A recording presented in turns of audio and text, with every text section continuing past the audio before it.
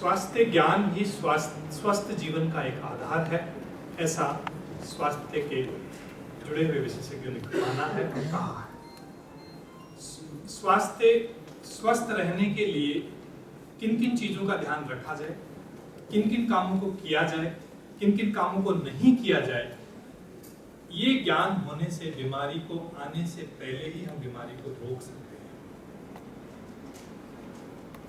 इसको ध्यान में रखते हुए अखिल भारतीय आयुर्विज्ञान संस्थान ऋषिकेश ने ऐसा निर्णय लिया कि एक सामाजिक जिम्मेदारी के नाते हम यहाँ के रहने वाले नागरिकों को स्वास्थ्य के बारे में जागरूक करें और एक ऐसा कार्यक्रम चलाएं जिसके माध्यम से हर महीने के तीसरे हफ्ते हम यहाँ के नागरिकों को बुलाएं, उनको निमंत्रण दें, वो यहाँ पे आए और विशिष्ट चिकित्सक जो हैं, जो अपने सब्जेक्ट के बारे में, अपने विषय के बारे में गहन ज्ञान रखते हैं, उनसे वो रूबरू हों।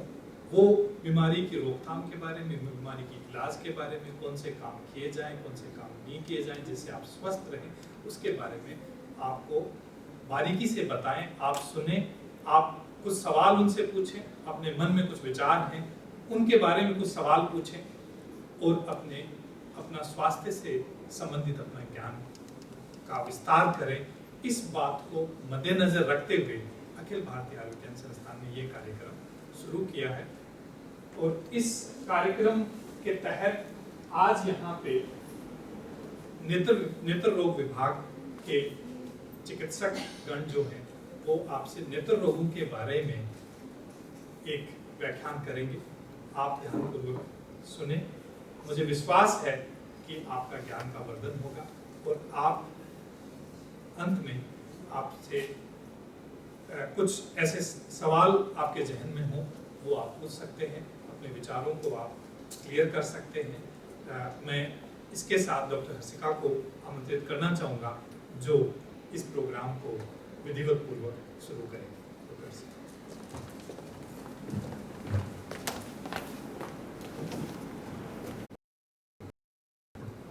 नमस्कार।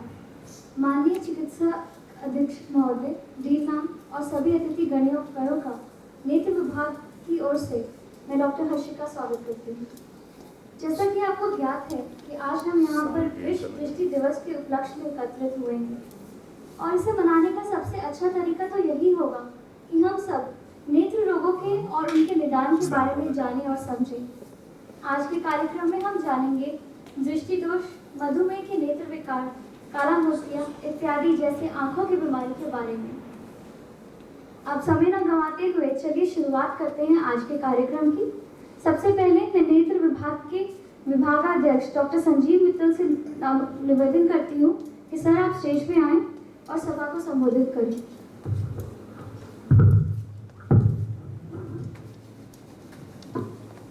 धन्यवाद हर्षिका।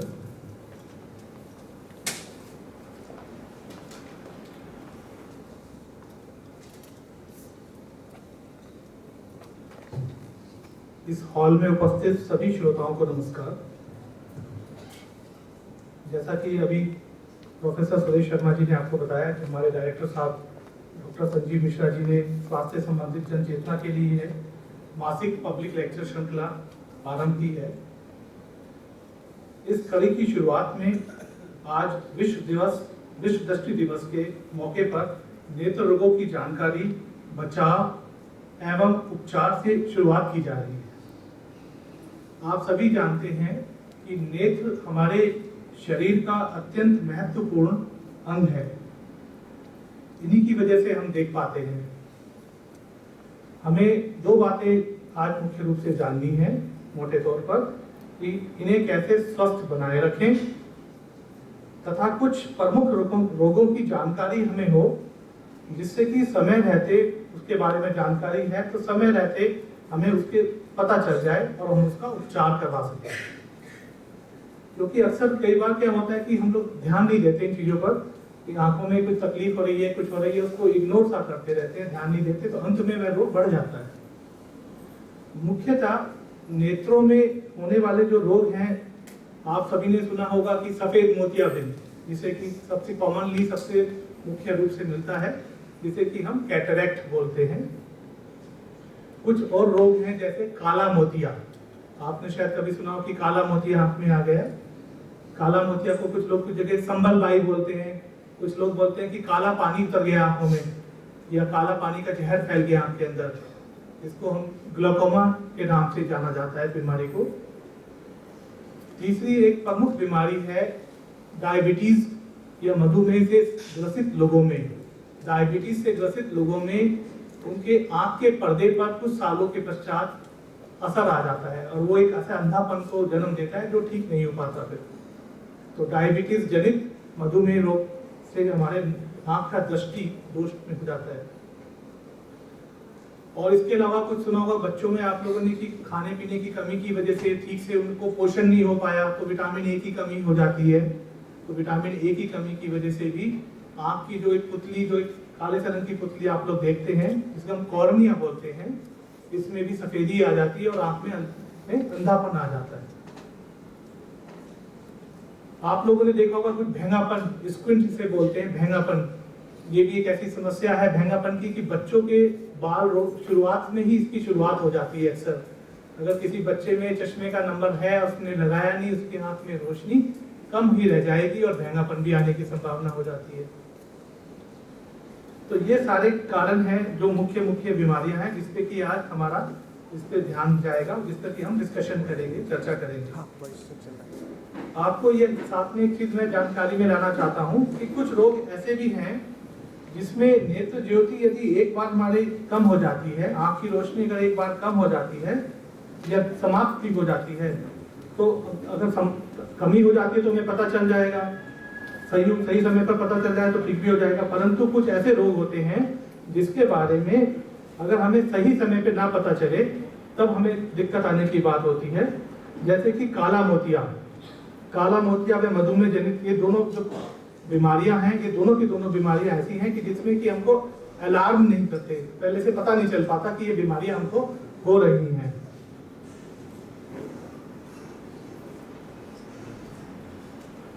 काला मोतिया एक जो ग्लूकोमा की बीमारी है, इसमें कई बार क्या होता है कि जैसे किसी आपको आंख में दर्द हुआ या आंख लाल हो गई तो आपको पता चल गया कि मुझे तकलीफ हो रही है, अब मैं इसका इलाज करा लूं। और कुछ बीमारी ऐसी होती है कि जिसमें कोई लक्षण ही नहीं होता, आपको पता ही नहीं चलेगा कोई दिक्कत हो रही है, पता चलेगा कब, जब आंख की रोशनी पूरी गिर जाएगी और वो बीमारी कई सालों से चली आ रही थी। तो उन ऐसी बीमारियों में एक बीमारी है काला मोतिया, ग्लूकोमा। तो कुछ लोग ऐसे भी होते हैं जिसमें कोई लक्षण ही नहीं होता, कोई सिम्टम ही नहीं होता, कुछ पता ही नहीं चलता कि तकलीफ ही कुछ नहीं है हमको, वो बीमारी है हमको। तो ऐसा तो बहुत ही खतरनाक चीज हो जाती है। हमारे देश में करीब जितनी पॉपुलेशन है पूरे देश की, जैसे 1.25 करोड़ 1.25 अरब के करीब, इस सब में करीब 1% लोग ऐसे हैं, 1% लोग जिनको की दृष्टि क्षीणता या दृष्टि बाधिता यानी कि अंधापन की शिकायत है, जो इस समस्या से ग्रसित हैं। और 80% इनमें से ऐसे लोग हैं जो कि इलाज के द्वारा ठीक हो सकते हैं। 20% तो लगभग फिगर्स हैं, जो 20% तो नहीं ठीक हो पाएंगे, तो 80% ठीक हो सकते हैं। और कितने सारे ऐसे हैं जिनमें समस्याएं पैदा हो रही हैं। तो जिसमें समस्याएं पैदा हो रही हैं उनको फोकस करना, और जो लोग ऑलरेडी ऐसी समस्याएं हैं वो अपना इलाज मिल पाए उनको इलाज, यही उद्देश्य रहता है ऐसे लेक्चर्स का कि जानकारी लोगों की बढ़े। हमारे देश की सरकार द्वारा पिछले कई वर्षों से दृष्टिहीनता निवारण कार्यक्रम, national programmes for prevention of blindness के नाम से जाने जाते हैं, ये कार्यक्रम चलाए जा रहे हैं, जिनके अंतर्गत प्रमुख नेत्र रोगों के जांच, बचाव एवं इलाज के लिए सभी सरकारी अस्पतालों में एवं स्वैच्छिक संस्थाओं को भी माध्यम बनाकर इसे कार्यान्वित किया जाता है।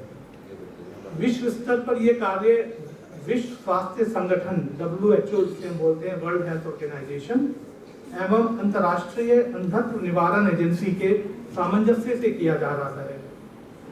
इसी के अंतर्गत आज का दिन यानी कि अक्टूबर माह का दूसरा बृहस्पतिवार विश्व दृष्टि दिवस के तौर पर मनाया जाता है। केंद्रीय स्वास्थ्य मंत्रालय द्वारा स्थापित इस अखिल भारतीय आयुर्विज्ञान संस्थान ऋषिकेश में यहाँ के नेत्र विभाग में सफेद मोतियाबिंद, काला मोतियाबिंद, कैटरैक्ट, ग्लूकोमा, नाखूना, एक बीमारी नाखूना देखा सुना होगा आपने कभी कि आंख में एक मासा आ जाता है काली पुतली के पास में, या भेंगापन, स्क्विंट, तिरछा दिखना, पलकों का झुक जाना, और एक नासूर की बीमारी होती है जिसमें कि मवाद निकलता है और आंख के रास्ते से और नाक तक उसका इन्फेक्शन फैला हुआ होता है, और चश्मे की कमी की वजह से नजर हमेशा के लिए परमानेंटली कम रह जाए। इन सभी बीमारियों का इलाज हमारे इस अस्पताल यहाँ एम्स में नेत्र विभाग में इसकी सुविधाएं सब उपलब्ध हैं आधुनिक उपकरणों के द्वारा, और अल्प शुल्क, आप जानते हैं सरकारी संस्थान है। धीरे धीरे इस विभाग में और भी चिकित्सीय जांच पड़ताल व रोग निदान संबंधित अत्याधुनिक उपकरणों के मंगाए जाने की प्रक्रिया शुरू हो चुकी है। कुछ आने वाले कुछ समय में वो सारी सुविधाएं यहाँ उपलब्ध हो जाएंगी, जांच से संबंधित, नेत्रों की जांच से संबंधित, जो अभी आज की स्थिति में नहीं है। जैसे आंख के पर्दों के रोगों का इलाज, मेरे सहकर्मी नेत्र विशेषज्ञ डॉक्टर आपको और कुछ मुख्य बीमारियों की विस्तृत जानकारी देंगे। आपके जो प्रश्न होंगे आप अंत में आप पूछ सकते हैं। अंत में आइए हम एहसास करें कि नेत्र हमारे जीवन का कितना अमूल्य अंग है और इसके बिना हमारा जीवन कितना कठिन व अंधकार में हो जाता है।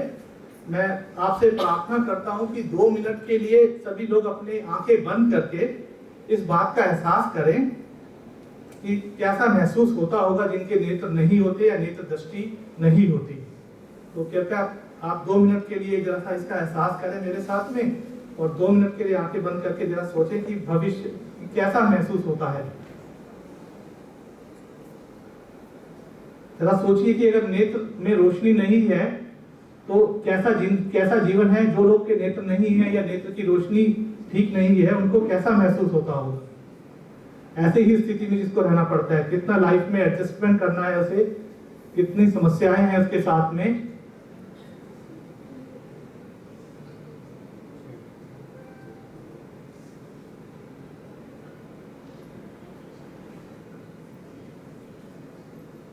बस यही आपको मैं थोड़ा सा इसका एहसास करवाना चाह रहा था। पता तो सभी को ही है, और मेरे साथी लोग अब आके नेक्स्ट आपको सब इसके बारे में डिटेल जानकारी देंगे। डॉक्टर हर्षिका से भरपूर विषय पर अपने विचार प्रकट करने के लिए धन्यवाद। बच्चे देश का भविष्य हैं। आज भारतवर्ष में अनेक बच्चे बचपन में ही दृष्टिविहीन हो जाते हैं। क्या आप सभी जानते हैं कि इनमें से लगभग 50% अंधेपन को रोका जा सकता है अगर समय पे इलाज हो जाए। अब मैं मंच पर डॉक्टर मीनाक्षी को आमंत्रित करती हूँ जो बच्चों में होने वाली आंखों की बीमारियों के बारे में हमें जानकारी देगी। डॉक्टर मीनाक्षी।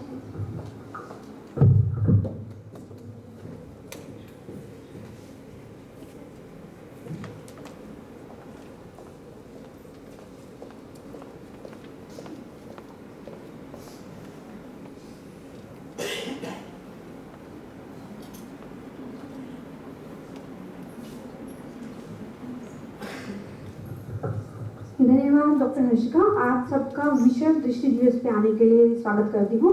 मैं डॉक्टर मीनाक्षी आज आपसे आपके और आपके आसपास रहने वाले सभी बच्चों के कुछ दृष्टि रोगों के बारे में बात करूंगी। सबसे पहले मैं बात करना चाहूंगी विटामिन ए की कमी।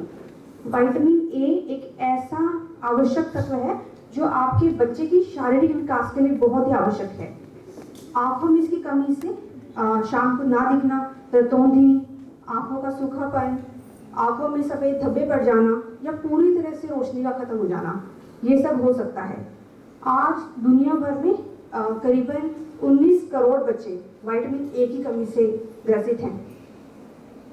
विटामिन ए की कमी से बचा जा सकता है अगर आप अपने बच्चे को नियमित रूप से विटामिन ए की खुराक दिलाते रहें, जो कि सभी सरकारी अस्पतालों में मुफ्त उपलब्ध है। कोशिश करिए अपने बच्चों को विटामिन ए से भरपूर फल, सब्जियां जैसे हरे पत्तेदार सब्जियां, पपीता, सेब और जितने मौसमी फल हैं वो सब, और दूध, मछली, अंडा, ये सब विटामिन ए से भरपूर होते हैं। तो आप कोशिश करिए अपने बच्चे को ये सब देने की। ऐसा करके आप अपने बच्चे की विटामिन ए की कमी को पूरा कर सकते हैं। दूसरी जो मैं बात करना चाहूँगी वो है आंखों की कमजोरी। अगर आपका बच्चा आपसे शिकायत करता है कि पढ़ते हुए सिर दर्द की शिकायत करता है, या फिर बोलते हैं कि पीछे कक्षा में पीछे बैठने से उसे ब्लैक बोर्ड नजर नहीं आता है, या फिर पुस्तक को काफी करीब से पढ़ता है, तो आपको सतर्क होने की आवश्यकता है। हो सकता है आपकी बच्चों की जो नज़र है वो कमज़ोर हो, तो इसका बहुत ही साधारण सा इलाज है। अपने बच्चे को आप लाएं, चश्मे का नंबर जांच कराएं और आप इलाज करा सकते हैं इसका। इसमें जो दो मुख्य धारणा है लोगों की कि अगर आपके बच्चे को चश्मे का नंबर दिया गया है तो वो केवल पढ़ते हुए या नज़दीक का काम करते हुए आपने लगाया है। बिल्कुल गलत धारणा है।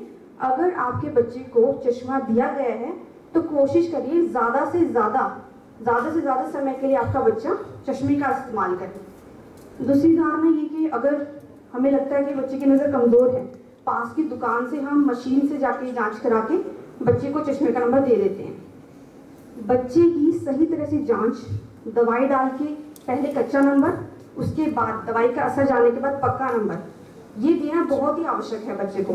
तभी आपके बच्चे की निगाह पूरी तरह से बनी रह सकती है।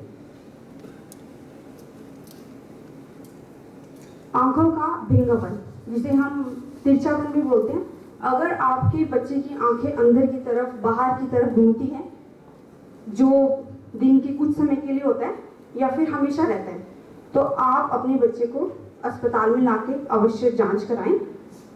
इस बीमारी का इलाज संभव है या तो चश्मे के द्वारा या फिर एक साधारण से ऑपरेशन के द्वारा, जो हमारे यहाँ पर भी होता है। आप अपने बच्चे की जांच करा सकते हैं और इलाज भी करा सकते हैं। जन्मजात सफेद मोतियाबिंद, जिसे हम आम भाषा में कैटरेक्ट के नाम से जानते हैं, तो क्या लक्षण होता है? पहला लक्षण इसमें होता है आपके बच्चे की पुतली में सफेदी या सफेद तारा जैसा चमकता है, या फिर बच्चा धुंधलापन, या फिर नजदीक से या दिखाई ना देना, ये सब आपको लक्षण बता सकता है। ये सब होने पे आपको जान जाना चाहिए कि आपके बच्चे को जांच की आवश्यकता है। ऐसा होने पे बच्चे को अस्पताल लाएं, जांच कराएं। एक साधारण से ऑपरेशन द्वारा हम बच्चों को उनकी निगाह वापस दे सकते हैं। जल्दी लाना, सही समय पे बच्चे को अस्पताल लाना, ये बहुत ही ज़रूरी है। नहीं तो हमेशा के लिए आंखें सुस्त पड़ जाती हैं, बाद में चाह कर भी हम ज़्यादा बच्चे की मदद कर नहीं पाते हैं। तो जल्द से जल्द सही समय पे बच्चे को अस्पताल में लाना, ये सबसे ज़रूरी है। अगला जो मैं आपके साथ विचार विमर्श करना चाहूँगी वो है जन्मजात काला मोतियाबिंद। जैसे सर ने बोला, ग्लूकोमा आम भाषा में हम जानते हैं, ये एक ऐसी बीमारी है जो आपके बच्चे की नज़र को हमेशा के लिए छीन लेती है और उनको दूसरों पर निर्भर कर देती है। तो काला मोतिया की सही समय पे जांच, उसके लक्षणों की सही समय पे जांच बहुत ही आवश्यक है।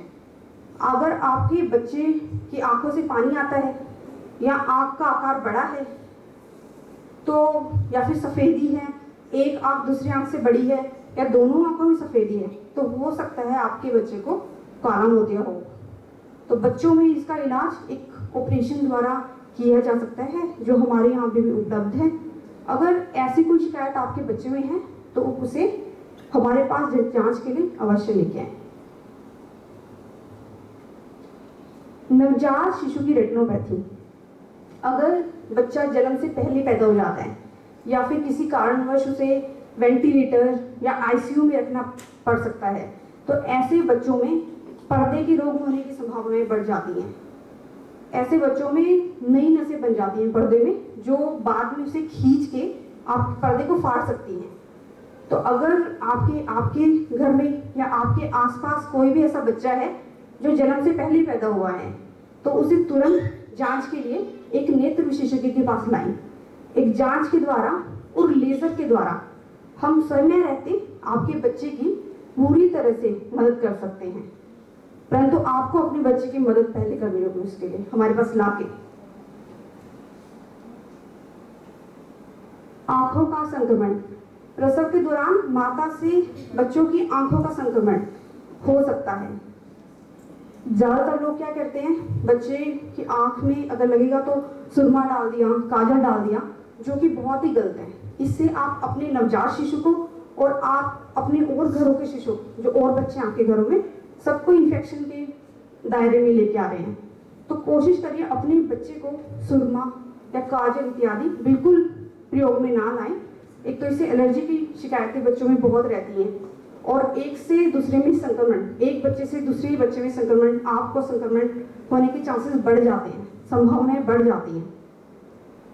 और जो दूसरी चीज़ है कि कोई भी दवाई अपने चिकित्सक से पूछे बिना ना लें। कई बार क्या होता है, आपकी आंखों में लाली है, केमिस्ट शॉप पे चले गए, वहाँ से आपको जो दवाइयाँ दी जाती हैं वो आपके आंखों के लिए बहुत नुकसान कर सकती हैं। स्टीरॉइड्स दिए जाते हैं खास करके, तो वो आपकी आंखों को बहुत ही नुकसान पहुंचा सकते हैं। तो कोशिश करिए जब तक आपके डॉक्टर ने नहीं लिखी है दवाई, तब तक आप केमिस्ट से या किसी और से पूछ के दवाई अपनी आंखों में ना डालें। बच्चों की आंखों का कैंसर, जिसे हम रेटिनोब्लास्टोमा बोलते हैं, ये एक ऐसा कैंसर है जो आपके बच्चे की जान के लिए खतरा कर सकता है। इसका जो पहला लक्षण है वो पकड़ना आपको बहुत ही आवश्यक है, जो कि एक सफ़ेद तारा चमकना होता है। आँख की पुतली में एक सफ़ेद तारा चमकना होता है। तो अगर आप पहले लक्षण पे अपने बच्चे को पकड़ लेते हैं या आप लक्षण से पहचान जाते हैं, तो आप बच्चे की आँख बचा सकते हैं। नहीं तो ये बच्चे की आँख के लिए और बच्चे की जान के लिए, दोनों के लिए काफ़ी खतरनाक हो सकता है। इसका इलाज संभव है। आखिर में जो मैं आपके साथ विमर्श करना चाहूँगी वो है आंखों की चोटें। तो आज का जैसे त्योहारों का मौसम है, तो त्योहारों में बच्चे बड़े तीर कमान, दशहरे के मौके पे तीर कमान लेते हैं। अभी आते हुए हमें नीचे एक बच्चा मिला जिसकी लग गई थी। ऐसी बहुत संख्या बच्चों की हमारे पास बढ़ जाती है इन त्योहारों के मौसम में आने से। दशहरे पे या फिर दिवाली पे पटाखों से बच्चों को, आंखों को हमेशा के लिए बच्चे अपनी निगाह खो देते हैं। तो आप कोशिश करिए माता पिता होने के रिश्ते से कि आप अपने बच्चे को नुकीली चीज़ों से या पटाखों से, इन सब से खेलने की अनुमति बिल्कुल ना दें। आइए आज हम सब शब्द लें, पटाखों को ना और रोशनी को हाँ करें। धन्यवाद।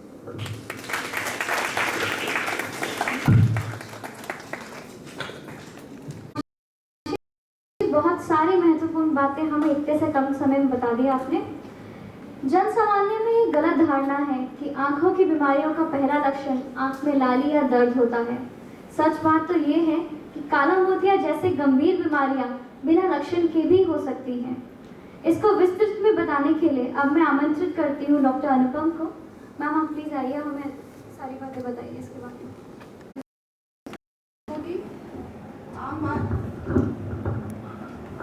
सफेद मोतियाबिंद इस पारदर्शी लेंस के और पारदर्शी मोतियाबिंद के कारण आंख में सफेद मोतियाबिंद बनता है। यह किसी भी आयु वर्ग को प्रभावित कर सकता है। जैसा कि डॉक्टर मीनाक्षी ने पहले बताया कि ये नवजात शिशु बच्चों को, जो कि जिस एज ग्रुप में इसका इलाज, समय पे इलाज बहुत ही जरूरी है, उस एज ग्रुप से लेके प्रौढ़ व्यक्ति मतलब 60-70 साल तक, 80 साल तक की उम्र में भी हो सकता है। जो आम धारणा है कि सफ़ेद मोतियाबिंद बूढ़े लोगों को ही प्रभावित करता है, ये बिल्कुल ही गलत धारणा है। ये किसी भी उम्र के बच्चे को से लेकर बूढ़े तक को प्रभावित कर सकता है। इसकी वजह से जो शुरुआती लक्षण है वो आंखों का धुंधलापन होता है। ये आमतौर पे एडवांस स्टेज में थोड़ा ऐसा दिखता है, सफ़ेद तारा चमकना, जैसा डॉक्टर मीनाक्षी ने पहले बताया मोतियाबिंद का लक्षण है। और इसकी वजह से नज़र का धुंधलापन, आँखों का रोशनी, तेज रोशनी में चुनिया जाना, जिसको चौंध लगना बोलते हैं, या रंगीन बल्ब के चारों तरफ रंगीन 7 रंग के गोले नजर आना, या फिर बार बार चश्मे का नंबर बदलना। किसी भी नॉर्मल इंसान की नज़र अगर किसी तस्वीर को ऐसा देखती है तो मोतियाबिंद वाले मरीज की नज़र ऐसी होती है। पर इस धुंधलापन की वजह कई बार चश्मे का नंबर भी होता है, जो आम आदमी को नज़रअंदाज बिल्कुल नहीं करना चाहिए। अगर किसी भी व्यक्ति को ऐसा दिख रहा है, नज़र ऐसी धुंधली है, तो किसी भी नेत्र विशेषज्ञ के पास जरूर जाएं, ताकि आपको पता चल सके कि ये धुंधलापन चश्मे के नंबर की वजह से है या सफ़ेद मोतियाबिंद की वजह से। ये है नॉर्मल विजन, सामान्य दृष्टि। ये अर्ली स्टेज इसको बोलते हैं, शुरुआती लक्षण है मोतियाबिंद का। और जब मोतियाबिंद एडवांस हो जाता है या फिर काफ़ी पक जाता है तो बिल्कुल ही धुंधला नजर आता है। क्यों धुंधला नजर आता है मोतियाबिंद में? जो जो नॉर्मल लेंस होता है उसकी वजह से आँख में जो रोशनी जाती है वो रेटिना पे फोकस होती है और इमेज आँख की दृष्टिपटल यानी रेटिना पे बिल्कुल साफ बनती है, जो ऐसा नजर आता है। और जब मोतियाबिंद आता है, जो अपारदर्शी हो जाता है लेंस, उसकी वजह से लाइट रोशनी स्कैटर हो जाती है और बिल्कुल फोकस इमेज ना बनके बिल्कुल डिफ्यूज इमेज बनती है, जिसकी वजह से नजर में धुंधलापन आ जाता है। उपचार के विकल्प आमतौर पे दो ही है, एक अस्थायी और दूसरा स्थायी। अस्थायी रूप से अगर शुरुआती दौर में कोई मरीज है और उसके चश्मे के नंबर से उसकी नज़र बढ़ रही है, तो फिर हम शुरुआती दौर पे कुछ दिनों के लिए टेम्परेरी बेसिस पे चश्मे का नंबर दे सकते हैं, पर हम मरीज को बताते हैं कि टेम्परेरी बेसिस पे जब तक आप ऑपरेशन टालना चाहें। पर अस्थायी इलाज इसका एक ही है, मोतियाबिंद, सफेद मोतियाबिंद का ऑपरेशन के साथ लेंस डलवा दें। ठीक है, और खासकर डॉक्टर मीनाक्षी ने जो एंटीसाइक्लिक किया, खासकर जोर डाला है बच्चों में बिल्कुल सही समय पे इलाज इसका जरूरी है। बहुत सारी खांसियाँ हैं कि छोटे बच्चों का ऑपरेशन नहीं होना चाहिए, उनकी आँख की नज़र चली जाती है, लेकिन ये बिल्कुल गलत है। छोटे बच्चों का बिल्कुल सही समय पे होना चाहिए, क्योंकि एक समय के बाद ऑपरेशन के बाद भी हम उनकी नज़र वापस नहीं कर सकते, क्योंकि उसकी वजह से उनका एम्ब्रायडिया जिसको मध्य दृष्टि या महंगापन हो जाता है। उसके बाद अगर वो डेवलप हो गया, एक बार वो हो गया, उसके बाद अब ऑपरेशन करा के लेंस डालने के बाद भी विजन वापस नहीं आता। अब बात करें काले मोतियाबिंद की। काला मोतियाबिंद असल में नसों में कमी आने के कारण अपरिवर्तनीय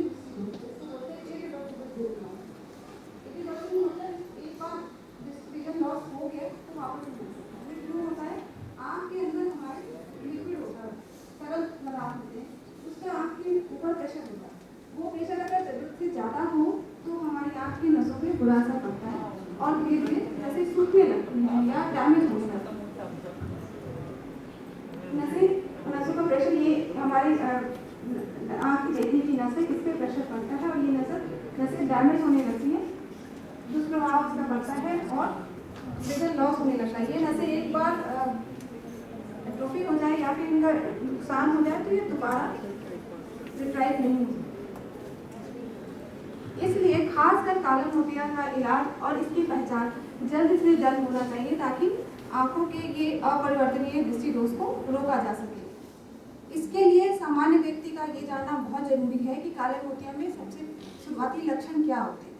शुरुआत में अगर किसी दृश्य में अगर नॉर्मल इंसान, सामान्य व्यक्ति ऐसा दिखता है, तो शुरुआती ग्लोकोमा वाले पेशेंट को, जिसको काला मोतिया वाले पेशेंट को परछाई नजर आती है पेरिफेरी में, बिल्कुल वापस, जो कि यूजुअली अज्ञानता की वजह से या नई जानकारी नहीं होने की वजह से मरीज पेशेंट इग्नोर करते हैं।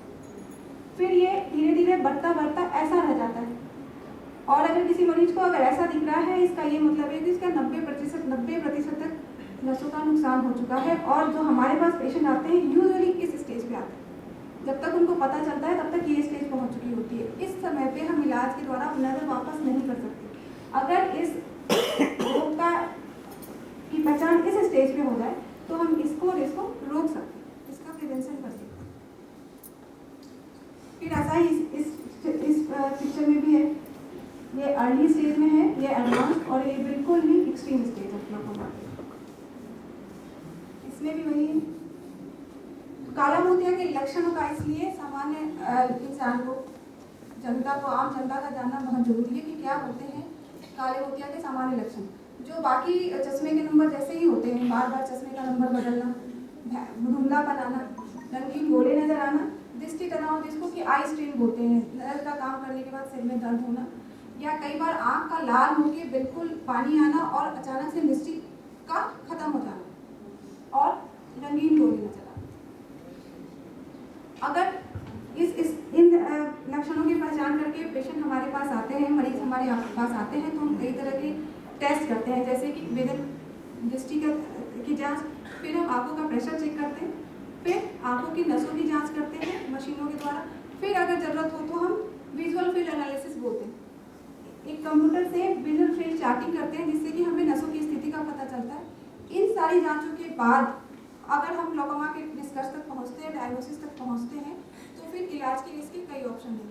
पहला ये है आई ड्रॉप्स, आंखों पे बूंदों के द्वारा इलाज, फिर दूसरा लेजर के द्वारा, अगर बूंदों लेजर से काम ना चले, प्रेशर कंट्रोल ना हो, तो फिर ऑपरेशन के द्वारा इलाज। इसलिए काले मोतिया का सफ़ेद मोतिया की डायग्नोसिस जल्दी हो जाती है, मरीजों को दिक्कत जल्दी होती है, पर काले मोतिया में जब तक मरीजों को पता चलता है तब तक काफ़ी देर हो जाती है। इसलिए आम जनता का जागरूक होना बहुत ज़रूरी है, क्योंकि काले मोतिया के बाद जो विजन लॉस होती है उसको वापस नहीं ला सकते। सफ़ेद मोतिया में हम लेंस डाल के वापस ले आते, तो काले मोतिया के लिए जागरूकता बहुत ज़रूरी है। थोड़े से भी कोई लक्षण ऐसे किसी में हो तो कृपया आप हम किसी भी नेत्र विशेषज्ञ के पास या फिर हमारे सेंटर में आए और अपनी जांच जरूर कराएं। धन्यवाद। में भी नुकसान पैदा कर सकता है। मैं डॉक्टर प्रशांत से अनुरोध करती हूँ कि वो आए और हमें मधुमेह के नेत्र विकारों के बारे में जानकारी दें। डॉक्टर प्रशांत।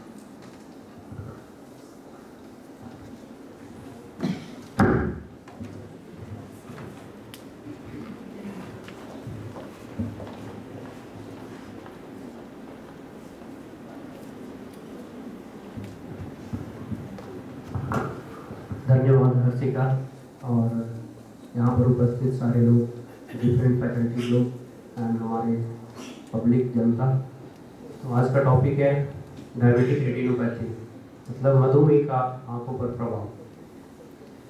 तो जैसा मालूम है कि बहुत लोगों को पता ही नहीं होता कि उनको मधुमेह है।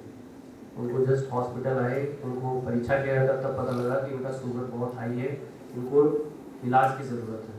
कुछ लक्षण हैं जो कि आप देख सकते हैं अपने में या अगल बगल के लोगों में जिनको डायबिटीज हो सकती है। तो ये प्रमुख लक्षण जो है, रोगी का मुंह सूखा रहना, अत्यधिक प्यास लगना, भूख अधिक लगना, अधिक भोजन करने पर भी दुर्बल होते जाना, बिना कारण रोगी का भार कम होना, शरीर में थकावट के साथ मानसिक चिंतन और एकाग्रता में कमी होना, मूत्र बार बार आना और अधिक मात्रा में आना जिसको पॉलीयूरिया बोलते हैं, तथा मूत्र त्यागने के स्थान पर मूत्र की मिठास के कारण छींटी लगना, शरीर में फोड़ा होने पर घाव जल्दी नहीं भरना, शरीर में फोड़े फुंसी बार बार निकलना, शरीर में निरंतर खुजली रहना, दुरस्त अंगों का सूख पड़ना, नेत्र की ज्योति बिना किसी कारण के कम होना, पुरुषत्व शक्ति में क्षीणता होना, स्त्रियों में मासिक स्राव में विकृति और उसका बंद होना। मधुमेह बहुत सारे अंगों को प्रभावित करता है, like kidney, heart and peripheral neuropathy. तो मैं प्रमुख रूप से डायबिटिक रेटिनोपैथी पे चर्चा करूँगा। भारतीय प्रदेश डायबिटिक रेटिनोपैथी का व्यापकता लगभग 1 से 4% की जनता जो डायबिटीज से इफेक्टेड है। लगभग आबादी का 6 करोड़ लोग, 60 मिलियन लोग डायबिटीज से ग्रसित हैं। जो इसके जो जोखिम कारक हैं, रिस्क फैक्टर फॉर डायबिटीज, जिसमें मधुमेह की अवधि कितने दिनों से, कितने वर्षों से आपको डायबिटीज है, ये सबसे मोस्ट इम्पॉर्टेंट फैक्टर है जो कि डायबिटिक रेटिनोपैथी का बताता है कि आपको चांसेस हैं होने का। ग्लाइसेमिक कंट्रोल और इंसुलिन पर निर्भरता, हाई ब्लड प्रेशर, उच्च रक्तचाप और चर्बी का बहुत ज़्यादा होना, हाइपरलिपिडेमिया और कोई किडनी डिजीज और गर्भावस्था की अवस्थी, ये सारे जो कि है रिस्क फैक्टर हैं। अगर ये हैं तो आपको डायबिटीज होने का चांसेस, डायबिटिक रेटिनोपैथी होने के चांसेस ज़्यादा बढ़ जाते हैं नॉर्मल पॉपुलेशन से।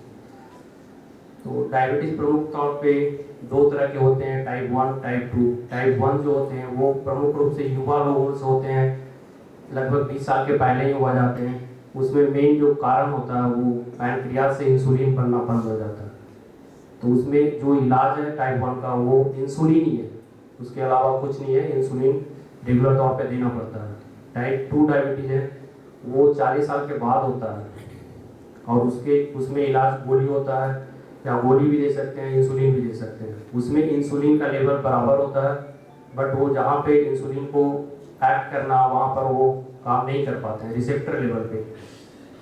तो इसमें मैं चर्चा करूँगा कि मधुमेह रेटिनोपैथी टाइप 1, टाइप 2 में कितना परसेंटेज होने का चांस होता है। तो ज़्यादा जो मधुमेह रेटिनोपैथी होता है वो टाइप 1 में ज़्यादा चांसेस होते हैं। 15 साल के बाद लगभग 80% रेटिनोपैथी हो जाते हैं टाइप 1 में, जिसमें 25% लोग हैं प्रोलिफरेटिव मधुमेह रेटिनोपैथी होता है, जो कि भयानक तौर पे बुरा माना जाता है। टाइप 2 में जो कि 20 साल के बाद लगभग 53% रेटिनोपैथी होता है, जिसमें 25 साल के बाद 25% लोगों में प्रोलिफरेटिव रेटिनोपैथी होता है। ये स्टैटिस्टिक्स हैं जो लगभग जैसे जैसे आपको डायबिटीज का ड्यूरेशन बढ़ते जाएगा वैसे वैसे रेटिनोपैथी होने का चांस ज़्यादा होते जाएगा। टाइप 1 डायबिटीज में 5 साल में 25%, 10 साल में 60%, 15 साल में 80%, 20 साल में 100%। तो टाइप 1 में डायबिटिक रेटिनोपैथी होने के चांस ज़्यादा होते हैं, टाइप 2 में कम होते हैं। टाइप 2 में लगभग 20 साल के बाद 60% लोगों में डायबिटिक रेटिनोपैथी होते हैं। तो कैसे डायबिटीज का निवारण किया जाए? तो इसके 3 स्टेज पे हम लोग डायबिटीज को रोक सकते हैं: प्राथमिक निवारण, माध्यमिक निवारण और तृतीय रोकथाम। प्राथमिक निवारण में जो भी रिस्क फैक्टर है उसको रोकें, जोखिम कारक से दूर रहें, स्वास्थ्य शिक्षा। माध्यमिक निवारण में है अगर आपको रोग हो गया तो उसका जल्द से जल्द इलाज कराएं, शीघ्र निदान और उपचार, जोखिम कारक का नियंत्रण। तृतीय रोकथाम है दृष्टि और सामाजिक पुनर्वास। जहाँ पर बहुत ज़्यादा दृष्टि की उम्मीद नहीं रखनी चाहिए तो उनका रिहैबिलिटेशन करते हैं। ये लास्ट। तो किसी को डायबिटीज डायग्नोसिस हुआ, मेडिसिन डिपार्टमेंट ओपीडी में किसी पेशेंट को पता लगा कि डायबिटीज है, इनका शुगर लेवल बहुत ज़्यादा है, तो उनको पर्दे की जांच के लिए नेत्र विभाग में उनको भेजा जाता है कि आप अपने नेत्र डॉक्टर से मिल के आओ कि पर्दे में कोई तकलीफ शुरू हुई है कि नहीं हुई है। तो पर्दे हम लोग पर्दे की जांच करते हैं, नज़र की जांच करते हैं, स्लिट लैम्प एग्जामिनेशन, उसके बाद पर्दे की जांच इनडायरेक्ट ऑप्थेल्मोस्कोपी से किया जाता है। उसके बाद अगर कोई चेंजेस नहीं है, अगर उनकी नज़र ठीक है तो उनको रेगुलर फॉलोअप पे रखा जाता है। मतलब 1 साल में 1 बार जा करके उनको दिखाना अपना पर्दे की जाँच कराना। अगर उसमें कुछ चेंजेज हैं, माइल्ड चेंजेज हैं, तो एटलीस्ट 6 महीने में 1 बार ही दिखाना है। अगर सीवियर है तो 2-3 महीने में 1 बार ही दिखाना होता है। कब उसका इलाज करना है वो डॉक्टर बताएंगे। इलाज में पहले कुछ मशीनों के द्वारा जांच किया जाता है। ये मशीन देख रहे हैं OCT, ऑप्टिकल कोहेरेंस टोमोग्राफी इसको बोलते हैं। इसमें पर्दे के सभी परत को दिखता है, बीच में उठा हुआ भाग दिख रहा है, ये पर्दे में सूजन को दर्शाता है।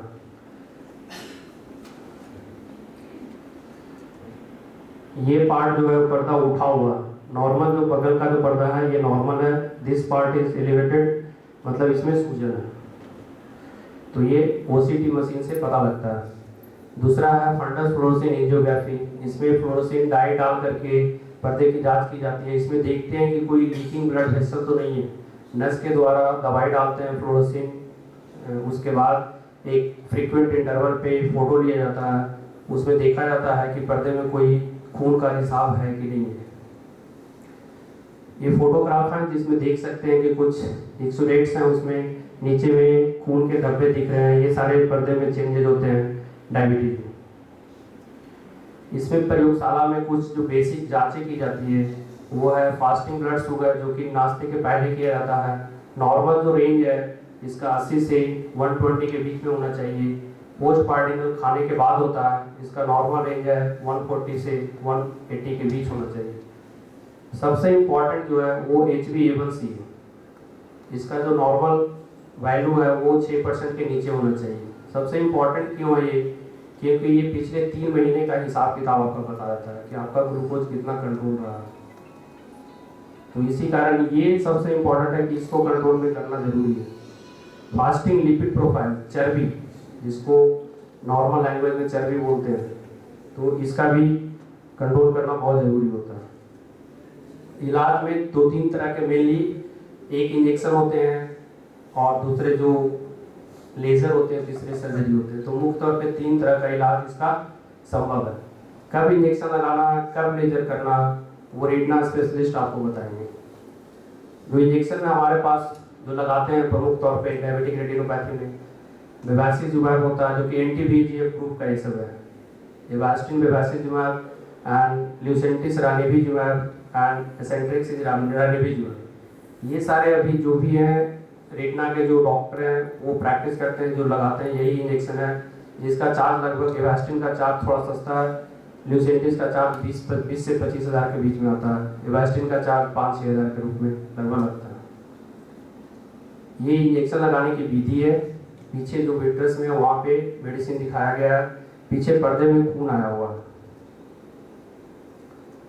दूसरे जो इंजेक्शन है उसमें स्टेरॉइड ग्रुप के होते हैं, इसमें ट्रांसोलोन ग्रुप है, एक है वोजोडेक्स जो कि डेक्सामेथासोन इम्प्लांट होता है जो लगभग 6 महीने तक काम करता है। एक बार यहाँ के अंदर डाल दो तो 6 महीने तक कुछ करने की जरूरत नहीं होती है। ये स्टेरॉइड देख रहे हैं आप, यहाँ से निकला स्टेरॉइड का एक टुकड़ा होता है जो कि आंखों के अंदर छोड़ दिया जाता है, और ये जो कि विट्रस में पड़ा हुआ है 6 महीने तक ये अपना काम करेगा। ये लेजर मशीन है जो कि स्लिट लैम्प के द्वारा लगाया जाता है। आंखों पर एक कॉन्टैक्ट लेंस लगा करके आंखों के पर्दों को निशाना बना के इससे लेजर स्पॉट दिया जाता है। और ये देख सकते हैं पर्दे में जो लेजर स्पॉट है, बीच वाला एरिया को फोबिया बोलते हैं जहाँ से दिखाई पड़ता है। इस एरिया को छेड़ना नहीं होता, बगल वाले एरिया को करते हैं। इसके कारण से खून का रिसाव कम हो जाता है और पर्दे में जो सूजन होती है वो कमी, उसकी भी कमी होती है। तीसरा जो इलाज है सबसे लास्ट में, वो बोलते हैं विट्रेक्टोमी। विट्रेक्टोमी तब करते हैं या तो पर्दा उखड़ गया या तो फिर पर्दे में खिंचाव, उस परिस्थिति में ये इलाज किया जाता है और इसका बहुत अच्छा प्रभाव नहीं आता है। अंत में मैं यही संदेश देना चाहता हूँ कि अपने रक्त के शक्कर का नियंत्रण अच्छी तरीके से करें, नियमित रूप से पर्दे की जांच करें और अपने जीवन शैली में सुधार करें, जैसे कि खाना पीना का अच्छा रखना है, चर्बी वाले चीज़ को नहीं खाना है और regular exercise 4-5 kilometre daily walking करना है। तो ये सब चीज़ें बहुत इंपॉर्टेंट है, खास करके नॉर्मल आदमी के लिए भी इम्पोर्टेंट है, डायबिटीज़ के लिए और ज़्यादा इम्पोर्टेंट है। Thank you. धन्यवाद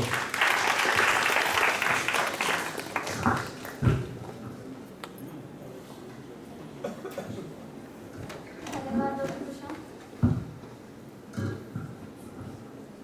आज हम सब ने यहाँ पे बहुत सारी बातें जानी, पर मुझे यकीन है कि आप लोगों के जहन में कई प्रश्न उठे होंगे।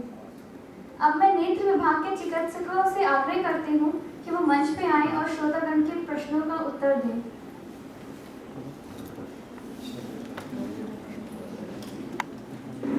आप में से जिनको कुछ प्रश्न पूछने हो प्लीज अपना हाथ खड़ा करें। हाँ जी।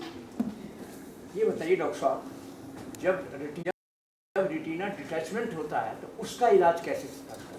रेटिना डिटैचमेंट का भी इलाज जो है जो प्रारंभिक स्थिति में है तो ऑपरेशन के द्वारा ही इलाज होता है। और जब ऑपरेशन, जैसे इसमें बताया ना कि डायबिटीज रेटिनोपैथी का लास्ट स्टेज में ऑपरेशन किया जाता है, ऐसे ही इसमें ऑपरेशन किया जाता है, ठीक। परंतु जब रेटिना का डिटैचमेंट पुराना हो जाता है तब वो फिर ऑपरेशन के बाद ही संभव ठीक होना संभव नहीं हो पाता। लेकिन उससे डॉक्टर साहब शुगर नहीं, रेटिना डिटैचमेंट है पुराना। आँख का पर्दा अपनी जगह से वैसे भी खिसक सकता है। हाँ। जो लोग चश्मे का नंबर ज़्यादा होता है, जिनका माइनस पावर ज़्यादा होती है, हाई मायोपिक्स बोलते हैं, उन लोगों में थोड़ी सी इसकी संभावना थोड़ी ज़्यादा रहती है। और इसको बोलते हैं स्पॉन्टेनियस रेटिना डिटैचमेंट। अचानक भी कभी कभी किसी को हो सकता है, कुछ लोगों का रेटिना वीक होता है, खासतौर से जिनको हाई मायोपिया होता है उनका वीक होता है, उसमें संभावना ज़्यादा होती है। डॉक्टर साहब मेरा विचार तो ये है कि हाई मायोपिया से ही रेटिना डिटैचमेंट होता है। हाँ, हाई जिन लोगों का, इसीलिए क्या होता है, जिन लोगों को चश्मे की पावर ज़्यादा होती है, जैसे हमारे साथ में डॉक्टर मीनाक्षी ने स्ट्रेस किया था इस बात पर, -18 है, -15 चश्मे की पावर है, तो चश्मे की पावर आप खाली ही जैसे चश्मे की दुकान पर जाकर के मशीन से ना करवा लें, अस्पताल में आकर के एक बार दवा डाल के चेकअप होना बहुत जरूरी है। उसमें चेकअप, दवा डालने के पश्चात आंखों का सही नंबर निकाला जाता है, साथ में आंख के पर्दे की जांच की जाती है। जो लोग हाई मायोपिया वाले होते हैं उनकी जांच रूटीन में की जाती है, यही देखने के लिए कि आंख का पर्दे में कोई कमजोरी तो नहीं है, फिर फ्यूचर में फिर रेटिना डिटैचमेंट के चांस ना हो जाए, उसको हम प्रारंभिक स्थिति में ही लेजर के द्वारा रोक सकते हैं। डॉक्टर साहब ऐसा है कि रेटिना डिटैचमेंट अलग अलग पर्दों में डिवाइड हो गया, कई पार्टों में, एक पार्ट इधर हो गया, एक पार्ट उधर हो गया, एक पार्ट, उन सब पार्ट्स को इकट्ठा करके तब सिया जाता है उसको। मैंने ऑलरेडी मेडिकल इंस्टीट्यूट दिल्ली में अपनी मिसेस को ले गया था, वहाँ उन्हें हाई ये जो है रेटिना डिटैचमेंट था, वहाँ डॉक्टर तिवारी थे, ठीक है, उनका बहुत नाम है। हाँ, डॉक्टर तिवारी थे, उन्होंने रेटिना डिटैचमेंट का ऑपरेशन किया। तो वो रेटिना डिटैचमेंट का ऑपरेशन इस टाइप से करते थे कि वो पूरे के पूरे उधर से भी पकड़ के खींचना, इधर से भी पकड़ के खींचना, तब उसको बिल्कुल ठीक कह रहे हैं आप। मैंने आपसे बताया ना कि रेटिना डिटैचमेंट का आँख के पर्दे का सरकने का ऑपरेशन के द्वारा ही इलाज होता है। परंतु ये बात जानने की जरूरी है, तो किसी को मान लीजिए 1 साल पुराना हो गया, 2 साल पुराना हो गया, तो फिर उसका इलाज संभव नहीं हो पाता। मतलब डिटैचमेंट हुआ तो बहुत जितना जल्दी हो पाए उसका ऑपरेशन हो जाना चाहिए, तो उतने ही अच्छे रिजल्ट्स आते हैं। मान लीजिए किसी को हुआ 5-6 दिन के अंदर उसका ऑपरेशन हो गया तो रिजल्ट्स थोड़े अच्छे आएंगे ऑपरेशन के बाद। किसी को 1 महीने बाद ऑपरेशन हुआ तो रिजल्ट थोड़े कम हो जाएंगे। 1 साल के बाद वो ऑपरेशन के लायक स्थिति में नहीं रहेगा। ये मतलब अच्छा, ये पारिवारिक दृष्टिकोण से होता है आंखों का या वैसे? एक्चुअली क्या होता है कि जो चश्मे का पावर हाई मायोपिया वाली बात बोली उन लोगों में ज़्यादा टेंडेंसी होती है। अच्छा। और इसी तरह से जो बीमारी है अनुवांशिक, जैसे हाई मायोपिया, जैसे मान लीजिए माता पिता दोनों को ही चश्मे की पावर लगाते हैं अगर, तो बच्चों में होने की संभावना ज़्यादा हो जाती है। इसलिए की चीज़ मान के चलिए, तो इसलिए उसी रेशो में वो चीज़ के आगे बढ़ने की थोड़ी संभावना ज़्यादा हो जाती है। सर एक बात मैं इसमें आपके डाउट को क्लियर करने के लिए, आपकी जो ये है आपको जो आप पूछना चाह रहे हैं कि सिर्फ -18 या -20 वाले लोगों में होता है, ऐसा नहीं है। -6 से ऊपर हम उसको हाई मायोपिया की कैटेगरी में लेते हैं। तो इसलिए जिसका भी नंबर -6 से है उसको रूटीन में निरंतर हर साल में अपना आंखों का चेकअप, पर्दे का चेकअप कराना जरूरी है। या उससे पहले हम कुछ लक्षण बताते हैं जो कि पर्दे के उखड़ने के लक्षण हो सकते हैं, जैसे कि आंखों के आगे तारे आना या आंखों आगे काले काले मक्खी मच्छर से घूमना। तो उसमें इमीडिएटली एकदम आपको जो भी आपके आसपास, घर के आसपास जो भी पर्दे के डॉक्टर हैं उनके पास एकदम रिपोर्ट करना चाहिए, जिससे पता चल सके। पहले उनका -18 था। हाँ जी, पहले उनका -18 था, अब जो है इस वक्त वो -8 है। जो ऑपरेशन वगैरह हुआ अटैचमेंट का वो -8 है। आप सिंपली वे में वो देख सकते। नहीं वो ठीक है, क्योंकि एक्चुअली ऑपरेशन के दौरान कुछ चीज़ें ऐसी की जाती हैं जिससे आंखों की आगे की पीछे की लेंथ चेंज हो जाती है। ये -18 -8 जो नंबर होता है, बेसिकली जो हाई मायोपिया में होता है, यूजुअली आपकी आंख लंबी खींच के ज़्यादा लंबी हो चुकी होती है। अच्छा। लंबा होने के साथ साथ पर्दा भी खिंचता चला जाता है और पर्दे में वो नुक्स आते हैं। अच्छा। यही कारण है कि हाई मायोपिया में पर्दा उखड़ने के चांसेस बढ़ते चले जाते हैं। तो इसलिए ज़रूरी है कि आपका जब नंबर -6 से ऊपर -6 हो जाए तो आप निरंतर तौर पे अपनी आंखों की जांच हर साल में, या जैसे मैंने बताया लक्षण आने पे एकदम कराएं, ये ज़रूरी है। और पर्दे के ऑपरेशन के बारे में जैसे आपने बोला, सर ने ऑलरेडी क्लियर कर दिया है ये बात, कि अगर जैसे 1 साल के बाद आपका पर्दा पुराना खराब हो चुका है तो उसमें हम पर्दा, हमारे हिसाब से हम उसको पर्दे को बिठा पाएंगे, पर आपकी नज़र फिर भी वापस नहीं आ पाएगी, क्योंकि जो पर्दे के काम करने की शक्ति है वो इतने दिनों तक पर्दा उखड़ा रहने की वजह से खत्म हो चुकी है। तो पर्दा हम लोग वैसे, आपका कहने का ऑपरेशन हमारी तरफ से सक्सेसफुल हो जाएगा और आपकी नज़र के हिसाब से सक्सेसफुल नहीं होगा। Thank you very much. और किसी को कोई प्रश्न पूछने का मन हो, आप कोई शंका हो, आप पूछिए। डॉक्टर साहब, मेरी मदर 70 ईयर्स ओल्ड हैं और पिछले करीबन 15 ईयर से वो हाइपरटेंशन की पेशेंट हैं। उनका बीपी जो है 150/80 के लगभग रहता है मेडिसिन के साथ, और कैटरेक्ट है उनकी आई में। तो इस ब्लड प्रेशर पे कैटरेक्ट का ऑपरेशन पॉसिबल है या कम होना चाहिए? आइडियली जो है ब्लड प्रेशर कंट्रोल में होना चाहिए। प्रेफर तो ये करते हैं कि 140 ऊपर का और 90 नीचे का हो, तो उतने पे हो तो उतने में ऑपरेशन में जो हमारे कॉम्प्लिकेशंस हैं वो कम हो सकते हैं। लेकिन अगर किसी वजह से ब्लड प्रेशर बिल्कुल उस लेवल तक नहीं भी आ रहा है तब भी ऑपरेशन संभव है।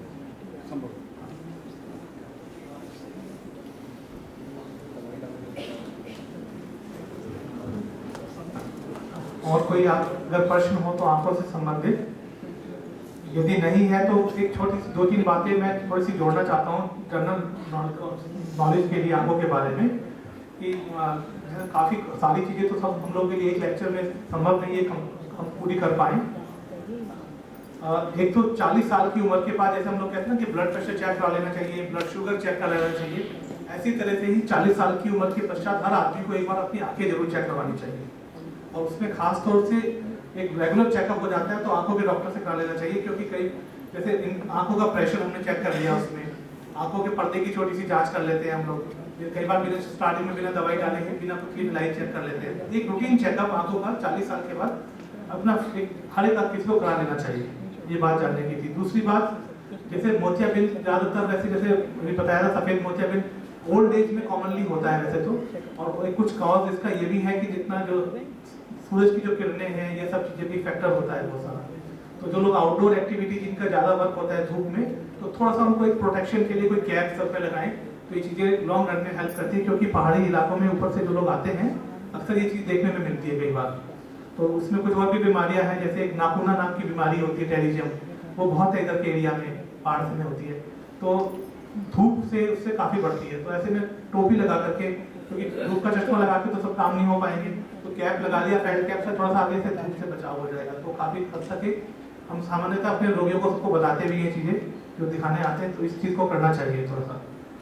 तो ये 2-3 चीज़ें दिमाग में रखने की थी इसलिए। और लास्ट में छोटी सी बात, जैसे मैंने बताई थी कि जैसे आंखें बंद करते वाली बात बताई थी, तो अगर आपकी सोसाइटी में आसपास कोई देखते भी है ना किसी को, जैसे किसी की नज़र नहीं है, तो अक्सर ऐसे लोगों को ये भी समझाया जाता है कि भाई जिसकी दृष्टि है ही नहीं, तो इसको बिल्कुल नेगेटिव वे में भी लेना नहीं चाहिए, क्योंकि उसको ये समझाना चाहिए कि हमारी इतनी सारी सेंसेस हैं, जीभ है, आंखें हैं, कान है, नाक है, और इनका मास्टर गवर्न करने वाला दिमाग है, ब्रेन। तो जिसका ब्रेन ठीक है तो उसकी एक आधी सेंस कम भी हो जाए तो क्या फर्क पड़ता है। उसकी कान ठीक है, नाक ठीक है, जीभ ठीक है, पर दिमाग सही है।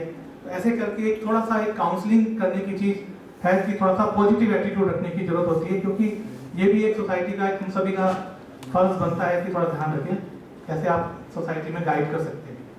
आप कुछ पूछ रहे थे? अभी डॉक्टर साहब कुछ कह रहे थे कि जैसे ही आंखें हैं उनके आगे से काला काला सा कुछ काला धागा या कुछ उड़ता, हाँ कुछ उड़ता हुआ नजर आता है, झिलमिल होना, तारे टूटते हुए नजर वो आना। क्या रीजन है डॉक्टर साहब? ये पर्दे के उखड़ने के, पर्दे में छेद बनने के लक्षण की शुरुआत जब होती है इन्हीं से होती है। पर्दे में कई बार खून आने के लक्षण भी हो सकता है, पर्दे के आगे काले काले धागे आना, तो कई कारण होते हैं, पर ये सब पर्दे से, अधिकतर पर्दे से लिंक बीमारियों के लक्षण होते हैं। तो इसलिए अगर कभी भी ऐसा हो तो आप इमीडिएटली आइए, एकदम जांच, जो भी मतलब पर्दे के आसपास आपके डॉक्टर हैं उनके पास जाइए, एकदम जांच कराइए। जो सफ़ेद मोतिया होता है, जैसे जनरली कहा जाता है कि मोतिया पका नहीं है, अभी कच्चा है, तो क्या कच्चे मोतिया में ऑपरेशन हो जाता है या उसका पकना को जरूरी होता है? आजकल मोतियाबिंद का ऑपरेशन करने का मेन जो पर्पस है, आपको जब तकलीफ आती हो, मरीज को अपने कोई भी रोजमर्रा के काम में, उसका रोजमर्रा का काम क्या, उसका रोज जो भी उसका ऑक्यूपेशनल काम है, कुछ भी करने में दिक्कत है, उस स्टेज पे हम मरीज का ऑपरेशन कर सकते हैं। सिर्फ धूप में नहीं दिखता, बाकी सब कुछ ठीक है।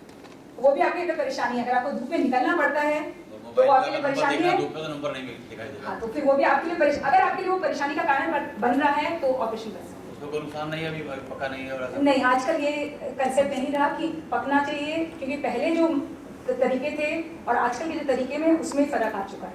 तो मरीज़ को पकने के लिए इंतजार करने की ज़रूरत नहीं होती है। जब उनको खुद के दिनचर्या में तकलीफ आ रही है किसी भी काम करने में, उस स्टेज पे आकर मोतियाबिंद का ऑपरेशन करा सकते हैं। जो स्थिति आपने बताई है कि धूप में रोशनी कम होती है, इस तरह के मोतियाबिंद में अगर आप चश्मा लगाते हैं तो फोटोक्रोमेटिक चश्मा पहने, और फोटोक्रोमेटिक चश्मा पहनने के बाद अगर आपको लगता है कि आपका काम चल रहा है तो आप उसको खींच सकते हैं, और नहीं फोटोक्रोमेटिक चश्मा लगाने के बाद भी नहीं हो रहा है तब आप ऑपरेशन करें। उसके लिए आप बिल्कुल ऐसी कोई बात नहीं, जब तक अगर बढ़ता नहीं, इस तरह का जो मोतियाबिंद होता है अक्सर बढ़ता नहीं है सिक्योरिटी में, कई साल से चलता है। पर अगर आप फोटोक्रोमेटिक चश्मे से ठीक है तो कोई चला दीजिए, चला भी सकते हैं, अन्यथा ऑपरेशन करवा लें। अब आगे बताइए। आपके सामने जो काला मच्छर घूमता है उसका क्या इलाज है? काला मच्छर ज़्यादा घूमता रहता है। देखिए, अमूमन जो आपकी समस्या है कुछ प्रतिशत लोगों में ये रहती है।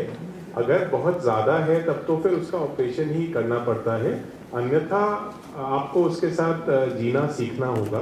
धीरे धीरे करके आपको उसकी आदत पड़ जाएगी, तो फिर कुछ भी करने की ज़रूरत नहीं है। अगर आपका पर्दा उखड़ा हुआ है तब तो ऑपरेशन की ज़रूरत है, लेकिन कई बार ऐसा भी होता है कि उम्र के साथ हमारे शरीर में बहुत सारे बदलाव आते हैं। एक बदलाव ये भी है कि कई बार ये मच्छर सा आपको दिखाई देता रहता है, तो अगर ये एक ही मच्छर है या धागा जैसा है और ये कई सालों से है, कोई फर्क नहीं पड़ा है, तो इसमें कुछ भी करने की आवश्यकता नहीं है। परंतु अगर ये मच्छर एक के बजाय कई सारे हो जाते हैं, आपके आँख के आगे आपको लगता है कि बिजली चमक रही है या इस तरह की अगर और दिक्कतें हैं, तब आपको आँख एक बार चेकअप जरूर कराना चाहिए।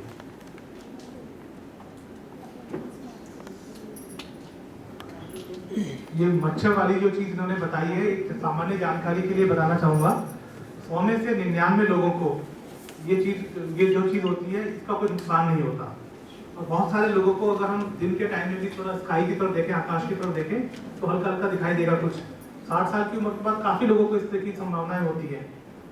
और जैसे अभी हमारे साथ में हमारी साहब डॉक्टर विनीता ने बताया कि जो चर्चा हुई थी कि आँख के आगे पर्दे से पहले कुछ चमक लगती है, अगर ये कभी कभी किसी को लगे जैसे कि लाइट चमकी, जैसे आकाश में लाइट चमकती है ना, बिजली चमकती है, ऐसे ही लाइट चमकी है, उसके बाद अचानक बहुत सारे तैरते तैरते हुए कुछ काले काले मच्छर दिखाई देने लग जाए। तो ये अक्सर क्या होता है कि हमारे आँख के अंदर एक जेली जैसा एक तरल होता है, वो जब जगह छोड़ता है उम्र बढ़ने पर, तो अक्सर ऐसा घटना होती है। 100 में से 99 लोगों में कुछ खतरा नहीं होता, पर 1% लोगों में पर्दा हिलने की संभावना होती है आपका। अब 1% लोगों में हम हैं नहीं हैं ये कहना बड़ा मुश्किल है, तो जांच देखो करानी पड़ेगी।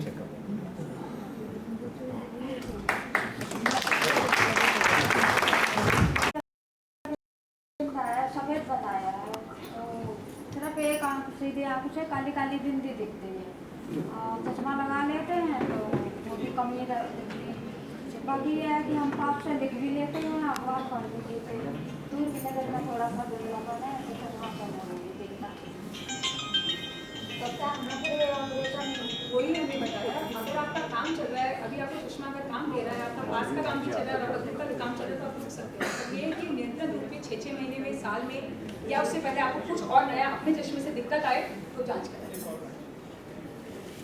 जब आपको जरूरत हो तब कराइए। मोतियाबिंद में ऐसा नहीं है कि आपको आज कराना है या कल कराना है, ठीक है। जब आपकी रोजमर्रा की दिनचर्या में फर्क पड़ रहा है तब।